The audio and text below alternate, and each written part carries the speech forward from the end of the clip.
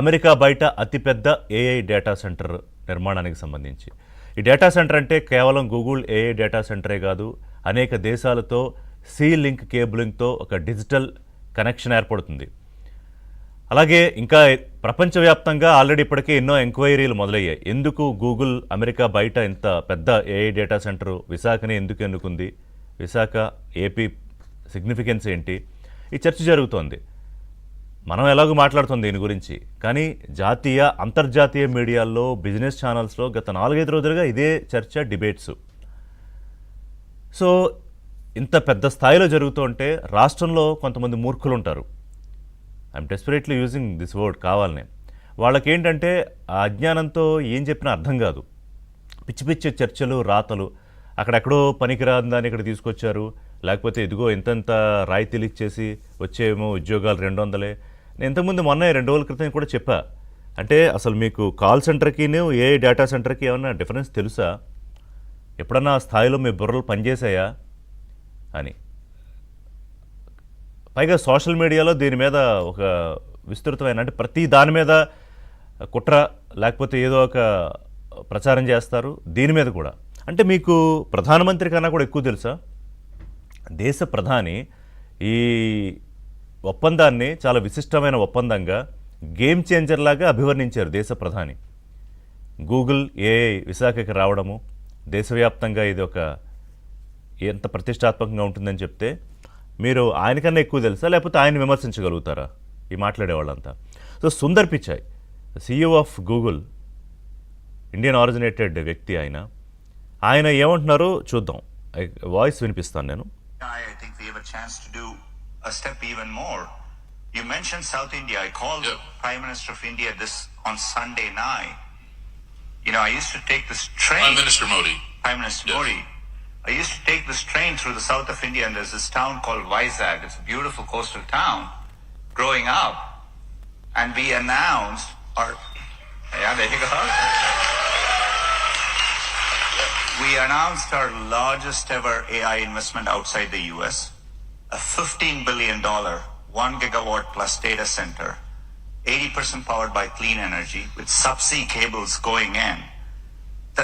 The chance to transform a region like that with a kind of investment, it really meant a lot to be able to call the Prime Minister, who really cares about developing the country, and this has been his vision. I know you know him well too, and so anyway, it's extraordinary to see the impact of all this. Yes.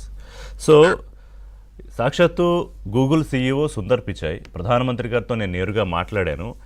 అతిపెద్ద coastal తీర ప్రాంతమైన విశాఖపట్నంలో మేము America బయట ఇంత పెద్ద investment చేస్తున్నాము, ఇది రాష్ట్రం తాలూకా అలాగే దేశం తాలూకా డిజిటల్ ఫేస్ని ఎలా మార్చేస్తుంది అని చెప్తుంటే ఒకడు అంటాడు అసలు ఇది గూగుల్కే సంబంధం లేదు అంటాడు. అంటే కొంచెం అన్నా ఏదో మిగతా అంశాల్లో ఏది పడితే అది మాట్లాడితే నడుస్తుంది, ఇలాంటి విషయాల్లోనే కొంచెం ఆచితూచి ఆలోచించి మాట్లాడకపోతే. So I don't want to waste much time on their comments. కానీ తెలియాలి కదా రాష్ట్ర ప్రజలకి వీళ్ళు చేసే కుటిల ప్రయత్నాలు. నిన్న లోకేష్ కూడా బాధపడ్డారు. అంటే అదే పనిగా ఆయన అదే మిషన్ మీద ఉన్నాడు. ఆయన ప్రస్తుతం కూడా ఆస్ట్రేలియా వెళ్ళారు.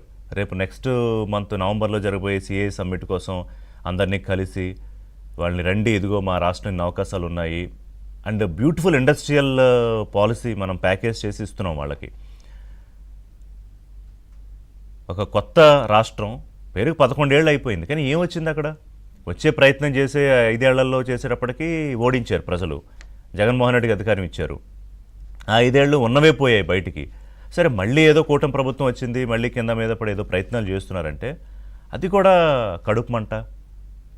లక్షల మందికి ఉద్యోగాలు వస్తుంటే మొన్నే చెప్పాను నేను, మీ మాట వినరు, మీ పిచ్చి కామెంట్లకి కత్తులతో తిరగండి రప్ప అనడానికి మీ వెనకాల మనుషులు ఉండరు అని. సో లోకేష్ ఆయన ఏమంటారంటే అభివృద్ధి ప్రాజెక్టులు అడ్డుకోవడం వైసీపీకి అలవాటైపోయింది, కేసులు వేస్తూను లక్షల మందికి మేలు చేసే ప్రాజెక్టులు వస్తుంటే యువత భవిష్యత్తు మారుతుందంటే నాశనం చేయడానికి చేస్తున్న ప్రయత్నం చూస్తుంటే గుండె తరుక్కుపోతుందని ఎవరికైనా బాధేస్తుంది కదా. ఎనీవే ఇది ఒకటి. అంటే మీరు ప్రధానమంత్రిని తప్పుపడతారా, ఆయనకి జ్ఞానం లేదంటారా, లేకపోతే సుందర్ పిచాయ్కి ఏం తెలియదు అంటారా? మీకే తెలుసా అంతా? వాళ్ళు ఏమన్నా పర్సనల్గా అంటే అది నా నైజం కాదు కాబట్టి అంటలేదు అమర్నాథ్ని కానీ లేకపోతే ఇంకా మాట్లాడేవాళ్ళని కానీ. ఎనీవే ఇది ఒక రాష్ట్రంలో అంశం అయితే, పక్క రాష్ట్రం ఇంత పెద్ద first ever FDI foreign direct investment 1,35,000 కోట్లు, $10 బిలియన్ ముందు అనుకుంది $15 బిలియన్. ఇంకా దీనికి అనుబంధంగా ఇంకా అనేక మంది ఎంక్వైరీలు చేస్తున్నారు, ఇంకా వస్తాయి. The face of Andhra Pradesh is going to be change for ever. నేను చెప్తున్నా, ఇవాళ ప్రపంచవ్యాప్తంగా డిజిటల్ టెక్నాలజీ, ఏఐ టెక్నాలజీ విషయంలో రేపటి నుంచి విశాఖపట్నం, ఆంధ్రప్రదేశ్ గురించే మాట్లాడుకుంటారు. దో హైదరాబాద్, దో బెంగళూరు, దో చెన్నై, ఇవన్నీ ఉన్నాయి ఎప్పటి నుంచో. ఇక బెంగళూరు ఎందుకు మాట్లాడుతున్నానంటే, కర్ణాటకలో డిప్యూటీ సీఎం శివకుమార్ గారు, ఐటీ శాఖ మంత్రి ప్రియాంక ఖర్గే, ఇప్పుడు మన రాష్ట్రానికి పెట్టుబడి వచ్చింది, చెప్పుకోమా 10 మందికి? పైగా ఇంత పెద్ద గూగుల్ లాంటి వ్యవస్థ వస్తే ఎంత పెద్ద అచీవ్మెంట్ అది. మంత్రి ఒక్కళ్ళే చెప్పుకున్నారా? మంత్రి, ముఖ్యమంత్రి, డిప్యూటీ సీఎం, ప్రధానమంత్రి, సాక్షాత్తు గూగుల్ సీఈఓ, జాతీయ అంతర్జాతీయ మీడియాలు ఇవన్నీ చెప్పుకుంటూ ఉంటే, అదిగో మీరు రాయితీలు ఇచ్చి ఇష్టం వచ్చినట్టు ఇష్టారీతిన వేల కోట్లు రాయితీలు ఇస్తే రారా, దీంతో మీరు అప్పుల్లోకి పోతారు, ఇది అసలు సరైన బిజినెస్ పద్ధతే కాదంటాడు ఆయన ఐటీ మంత్రి ప్రియాంక ఖర్గే. ఆయన ఏఐసిసి చీఫ్ ఖర్గే గారి కుమారుడు, ఐటీ శాఖ మంత్రి. అంటే అక్కడ పొలిటికల్ ప్రకంపనలు ఎందుకు మొదలయ్యంటే, ఇంత పెద్ద ఇన్వెస్ట్మెంట్ని మీరు రాకుండా చేశారు, తెచ్చుకోలేకపోయారని అక్కడ ప్రతిపక్షాలు, బీజేపీ ఇంకా మిగతా నా పార్టీలన్నీ వీళ్ళని ఎద్దేవా చేయడం మొదలెట్టాయి. అంతకుముందే ఈ బెంగళూరులో రోడ్ల వ్యవహారము, ఇన్ఫ్రాస్ట్రక్చరు, ట్రాఫిక్, దీని గురించి ఒక నెటిజన్ కామెంట్ చేస్తే లోకేష్ గారు చాలా లైటర్ వీన్లో, చూడండి బ్రదర్, మా దగ్గర అంతా బ్రహ్మాండంగా ఉంది, మేము చేస్తున్నాం, మా దగ్గర ఇన్ఫ్రాస్ట్రక్చర్ ఉంది, బ్రహ్మాండంగా చేస్తున్నాం, మీరు రావచ్చు, మేము ఆహ్వానిస్తాం అన్నారు. సరిగ్గా అక్కడ మొదలైంది. అంటే ఆయన చేసిన దానికి రెస్పాన్స్ ఇస్తే అది ఎక్కడ దాకా వెళ్ళింది? గూగుల్ లాంటి ఒప్పందం జరిగితే కూడా దాన్ని తీసుకోలేకపోతున్నారు, మండిపోతుంది. కానీ లోకేష్ చాలా హంబుల్గా రెస్పాండ్ అయ్యారు దీనికి కూడా.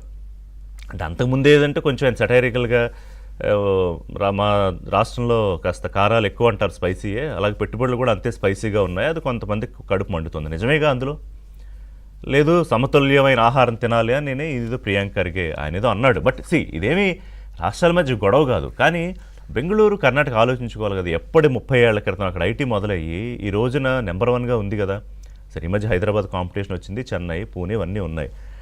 అరే, ఆంధ్రప్రదేశ్ రాజధాని లేని రాష్ట్రం, పక్కన అమరావతి బిల్డ్ అవుతోంది, అక్కడికి బోల్డ్ కంపెనీలు వస్తున్నాయి, ఓ పక్కన విశాఖపట్నం ఐటీ హబ్గా మారుతోంది, గూగుల్, పెద్ద పెద్ద కంపెనీలు, కాగ్నిజెంట్, టీసీఎస్ ఇవన్నీ వస్తున్నాయి. అంటే ఎదగకూడదా ఇంకొక రాష్ట్రం?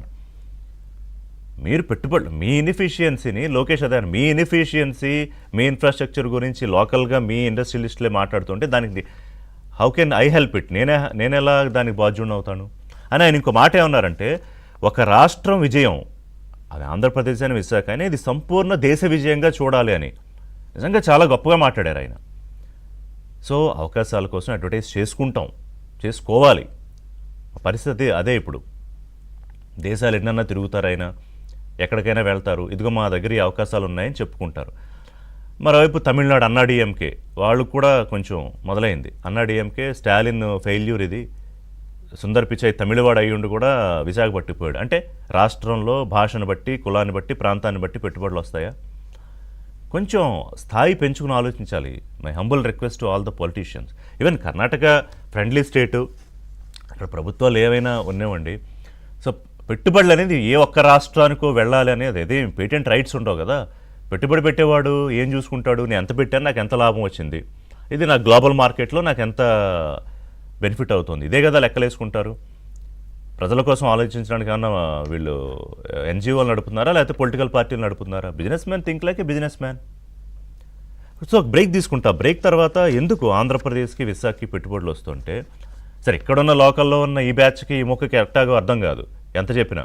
గూగుల్ ఏంటి, ఏ డేటా సెంటర్ ఏంటి, మనం ఎప్పుడు పచ్చళ్ళ గురించిను, బొబ్బట్లు, అప్పడాలు వీటి గురించి మాట్లాడుకోవడం స్థాయి మంది. ఏమన్నా అంటే మళ్ళీ ఇది నన్నంటే నేను లోకేష్ని అంటాను అను, ఏమవుతుంది? లోకేష్ ఏం చేస్తున్నారు రాష్ట్రానికి, నువ్వేం చేస్తావు ప్రజలకు తెలియదా? నేను షార్ట్ బ్రేక్ మాట్లాడదాం. బ్రేక్